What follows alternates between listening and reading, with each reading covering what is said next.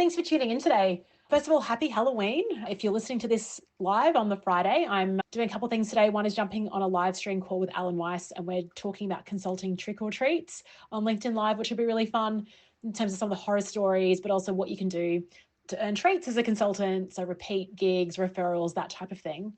And I'm also hosting a virtual webinar on my book, The 2-Hour Workshop Blueprint, for a membership organization. So that's going to be fun. But I wanted to reflect on a really great chat at the dog park last Saturday. So I'm back at the dog park just with Quincy now. Milo is no longer around, which is quite sad. That was the first day Quincy and I returned to the dog park. And there's an amazing lady there. Her name's Val. First of all, shout out to Kath, who listens to this podcast, because she's an amazing woman too. But I just want to talk about Valerie for a while. Valerie is an 89-year-old legend. She's turning 90 next year, obviously, but she's super fit. She drives herself around. She's got 2 really active dogs. But she was talking about how she went to lunch with some of her fellow senior citizens earlier in the week. And she was just saying, oh my goodness, Leanne, I was constantly asking them questions. I was trying to keep the conversation going. They would answer my question, but no one would actually talk to me. I can't believe these old people. And I said to her, Val, it's not old people. This happens at every age.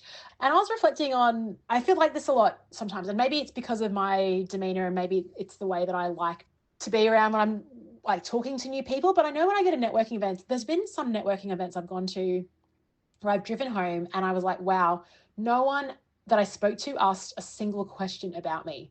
I feel like I'm playing the role of podcast host, and maybe it's because I'm more comfortable in that role. So I was trying to reflect on that. I guess, first of all, why do people not ask you questions? I don't know, I can't really speak to that because I'm really not too sure. For me personally, I do spend a lot of time podcasting and interviewing people and talking to people, even working with clients. My default is always, I guess, questioner. But I'm really curious because, well, I'm just a curious person, but what I find, why would I go to a networking event and just talk about myself? I won't learn anything, if you know what I mean. Why would I go there and just regurgitate stuff about myself? I would come home and it's I already knew that about me. So I'm really keen to just find out about other people. So that's one thing, is I just want to learn more. I find it quite boring talking about myself. And I feel like if you have a good rapport with someone, they'll connect with you on LinkedIn or they'll find you online. And obviously the amount of content that I've been pushing out this year, they'll find some stuff if they want to catch up. But yeah, so I know what Valerie means. I also wonder if it's maybe insecurity around just having to talk about myself. I don't know, which is weird because I am basically this whole year has been just talking about stuff that I've been thinking about.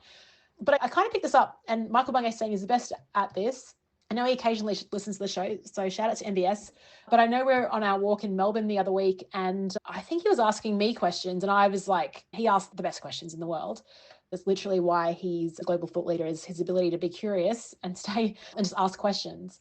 And so he was asking me all these questions and I was trying to square my way out. I didn't really have an easy answer. And so then I started moving into podcast hosting roles, firing questions back at him. But he realized that I was doing it and he stopped me. He goes, hey, no, let's just go back to that. I was like, I don't want to face this.